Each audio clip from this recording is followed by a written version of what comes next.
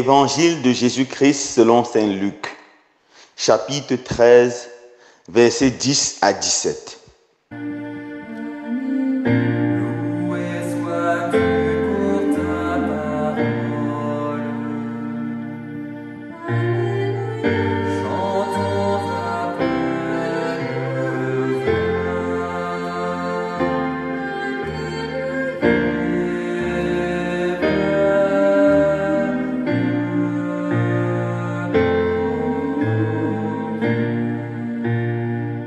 En ce temps-là, Jésus était en train d'enseigner dans une synagogue le jour du sabbat. Voici qu'il y avait là une femme possédée par un esprit qui la rendait infirme depuis 18 ans. Elle était toute courbée et absolument incapable de se redresser. Quand Jésus la vit, il l'interpella et lui dit : « Femme, te voici délivrée de ton infirmité. » Il lui imposa les mains. En l'instant même, elle redevint droite et rendait gloire à Dieu. Alors le chef de la synagogue, indigné de voir Jésus faire une guérison le jour du sabbat, prit la parole et dit à la foule : « Il y a 6 jours pour travailler. Venez donc vous faire guérir ces jours-là, et non pas le jour du sabbat. » Le Seigneur lui répliqua : « Hypocrite, chacun de vous, le jour du sabbat, ne détache-t-il pas de la mangeoire son bœuf ou son âne pour le mener boire ? Alors cette femme, une fille d'Abraham que Satan avait liée pendant 18 ans, ne fallait-il pas la délivrer de ce lien le jour du sabbat ?» À ces paroles de Jésus, tous ses adversaires furent remplis de honte et toute la foule était dans la joie à cause de toutes les actions éclatante qu'il faisait. Acclamons la parole de Dieu. Louange à toi, Seigneur Jésus. Alléluia, Alléluia,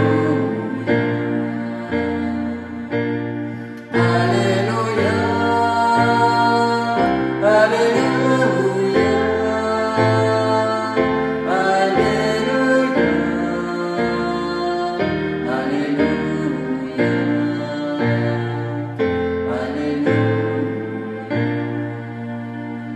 Chers frères et sœurs bien-aimés, dans l'évangile de ce jour, Jésus arrive à la synagogue un jour de sabbat et entre pour la prière.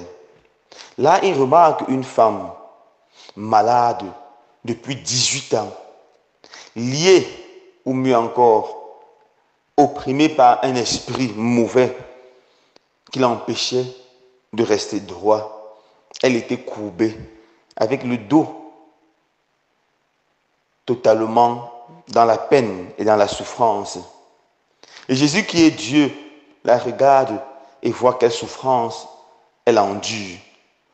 Et se rend bien compte qu'elle souffre depuis longtemps, 18 ans. Jésus, rempli d'amour pour cette femme, décide de la libérer et de la délivrer. Et Jésus lui dit : « Femme, sois libérée de ton lien, sois guérie totalement. » Immédiatement, cette femme est guérie, est libérée. La première leçon que nous devons tirer de cette action de Jésus, c'est le fait de rester à l'église et de persévérer à l'église. Cette femme était malade, elle souffrait grandement, mais elle ne s'est pas éloignée de l'église. Elle était à la synagogue tous les sabbats pour la prière, pour l'adoration. Elle n'est pas allée se perdre chez les charlatans, des marabouts. Elle n'est pas allée se perdre chez des faux prophètes qui promettent la guérison à tort et à travers, qui promettent une vie sans aucune souffrance et sans aucune peine. Malgré sa souffrance, elle est restée fidèle à Dieu, fidèle à la synagogue. On peut dire, avec le langage d'aujourd'hui, fidèle à l'église. Elle était à l'église tous les jours, ou mieux encore, tous les sabbats. On peut dire aujourd'hui, tous les dimanches pour adorer Dieu, confier sa souffrance.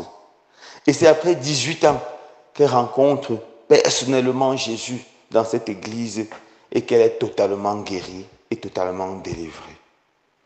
À ce niveau, nous pouvons nous arrêter, nous poser la question. Quelle est ma relation personnelle avec l'Église? Quelle est ma relation personnelle avec cette famille, ou mieux encore, cette grande famille des enfants de Dieu instituée par Jésus lui-même? Frères et sœurs bien-aimés, l'Église n'est pas une simple institution. L'Église, c'est la famille de Dieu voulue par Jésus.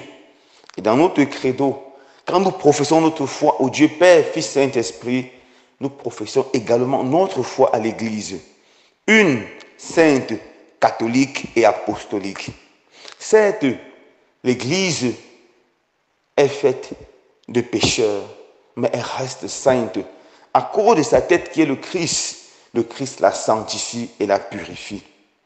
Certes, l'Église est faite de pécheurs, et à cause de ces pécheurs, l'Église porte beaucoup de plaies, beaucoup de blessures.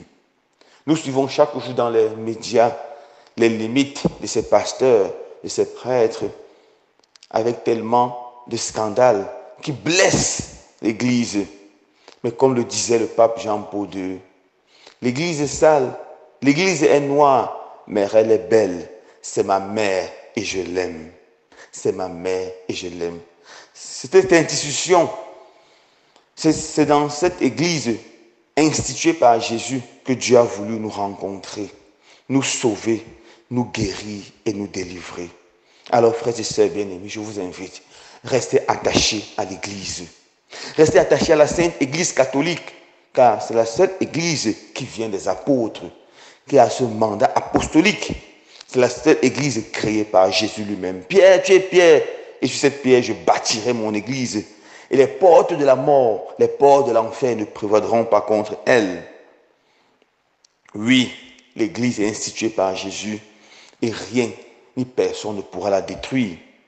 Que sa personne vienne de l'intérieur, c'est-à-dire ses pasteurs et les fidèles, par leurs limites et leurs péchés, ils ne pourront pas détruire l'Église. Qu'elle vienne de l'extérieur, par les ennemis de l'Église, personne ne pourra détruire l'Église. Et nous qui sommes des chrétiens, nous devons travailler chaque jour pour rendre l'Église plus belle, pour la sanctifier. Un saint disait, la sainteté de tous les fidèles élève l'Église, mais la vie de pécheur de toute l'Église, de tout fidèle, rabaisse l'Église. Nous devons travailler pour rendre l'Église belle, sainte, par une vie authentiquement chrétienne, par une vie faite d'humilité qui désire la sainteté et surtout en manifestant beaucoup d'amour. Regardez la réaction de ce chef de synagogue après la guérison de cette pauvre femme. Il s'indigne parce que Jésus a guéri cette femme le jour du sabbat.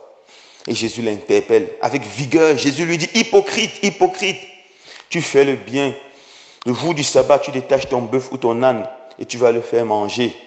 Pourquoi ne veux-tu pas qu'on fasse du bien à cette femme, à cette fille d'Abraham le jour du sabbat? Oui, frères et sœurs bien-aimés, c'est dommage de voir que souvent beaucoup de chrétiens, ou même de pasteurs, prêtres, religieux, religieuses, traitent leurs chiens, leurs chats mieux que les fidèles, mieux que les hommes, mieux que les femmes. Alors que ce sont les hommes et les femmes qui sont créés à l'image et à la ressemblance de Dieu. Ce sont les hommes et les femmes. C'est aux hommes et les femmes qui doivent manifester notre amour, notre compassion. C'est dommage de le voir. Cela ne doit pas passer par nous. Pour que l'Église grandisse en sainteté, nous devons traiter nos frères et sœurs avec beaucoup d'amour, beaucoup de respect. C'est là que Jésus nous attend. C'est le défi de ce jour. Que le Seigneur nous donne la grâce de pouvoir aimer l'Église et de travailler chaque jour avec force pour la rendre plus belle, en manifestant toujours plus d'amour à notre prochain. Loué soit Jésus-Christ.